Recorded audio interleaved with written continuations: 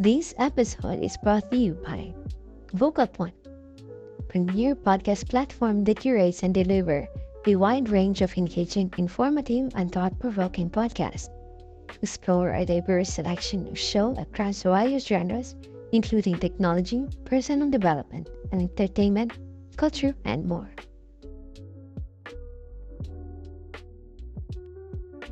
Welcome to Deep Dive Dialogues, the podcast where we explore the ideas shaping how we communicate and connect in the digital age.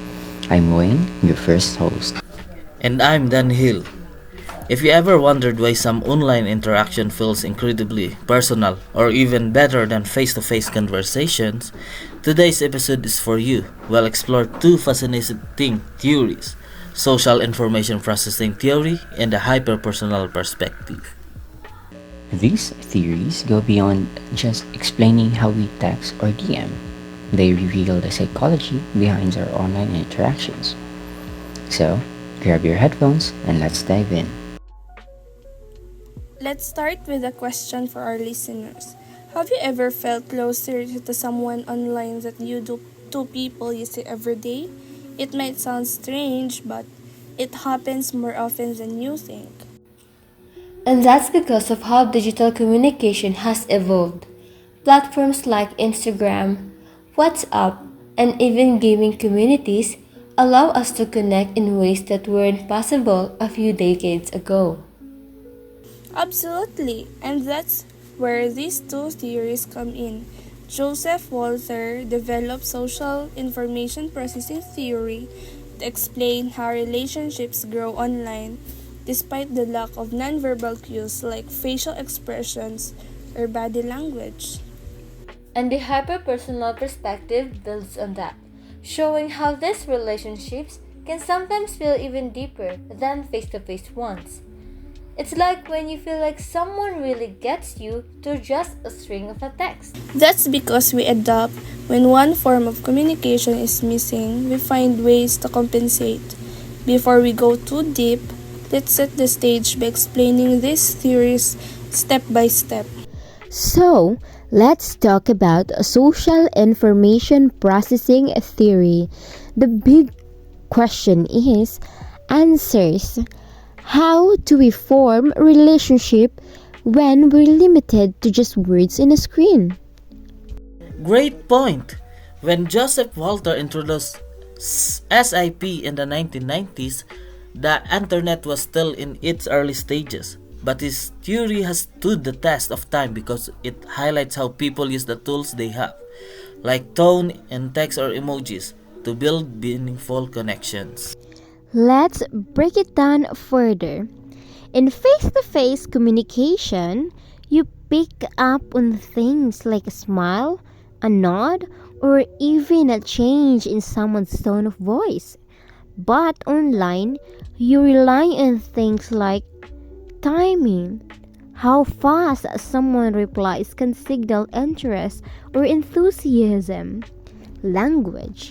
The words they choose can reveal emotions, humor, or seriousness. Emojis. A simple heart or laughing face can add warmth or personality to a conversation. Here's a great example. Think about a long-distance relationships. Initially, couples might struggle without in-person contact, but over time, they develop ways to express intimacy through text, video calls, or shared playlists. That's the beauty of social information processing. It's not instant. Relationships online take time to grow because you're piecing together small cues to form a bigger picture. And that patience often leads to more intentional, meaningful connections. Now, let's talk about hyperpersonal perspectives. This theory is fascinating because it flips the script. It argues that sometimes online communication can actually be better than face to face. Exactly! Let's unpack why. When you're online, you have more control over how you present yourself. You can edit your messages, choose what to share, and take your time to respond. And that's not all. The person receiving your messages is filling in the blanks. They might imagine you as more thoughtful, funnier, or kinder than you really are. This creates a positive feedback loop where people feel more connected.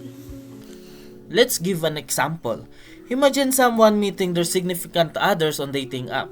They spend weeks texting and getting to know each other.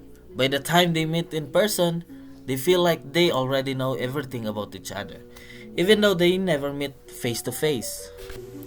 Exactly. But here's a thought provoking questions for our listeners. Do you think this hyper personal connection always holds up in a real life? Sometimes it does, but other times the idealized version of someone you've created online doesn't match the reality. This disconnect can lead to disappointment, which is one of the risks of hyper-personal communication. Alright, let's break down the pros and cons of these theories. Dunhill, what do you think is the biggest advantage of online communication?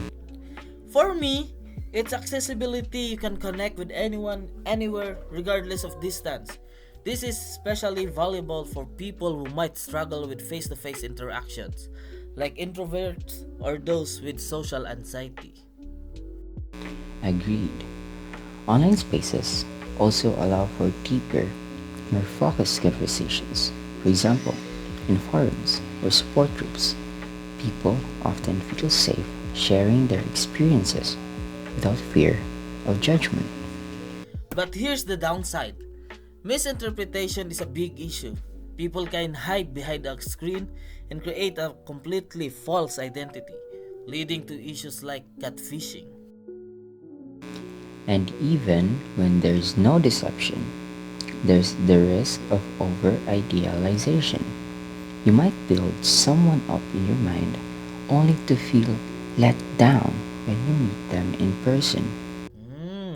That's why balance is so important. Use online tools to connect, but make sure to ground those relationships in reality whenever possible. Now that we've covered the theories and their implications, let's talk about how we can apply this knowledge. One takeaway is to give online relationship the time they need to grow. If someone doesn't open up immediately, it doesn't mean the connection is meaningful. As IP teaches us that trust builds gradually. For those hyper-personal connections, it's worth checking in with yourself. Are you idealizing the other person? If so, take steps to add more reality to the relationship, like scheduling a video call or meeting in person. Another tip is to embrace the tool we have. Emojis, memes, and even GIFs aren't just fun. They're powerful ways to communicate emotion and personality in digital spaces. That's a great point. At the end of the day, these theories remind us that digital communication isn't better or worse than face to face. It's just different. But by understanding how it works, you can use it more effectively. And that wraps up our deep dive into social information processing theory and the hyper-personal perspective. Okay, this theory shows us that meaningful connections are possible in any medium, as long as we put in the effort to understand and adapt. If you find this episode insightful, make sure to like, subscribe, and share it with a friend who spends a little too much online. And let's keep the conversation going. Have you experienced a hyper-personal connection online? Share your story with us on social media. Until next time, stay curious and keep connecting.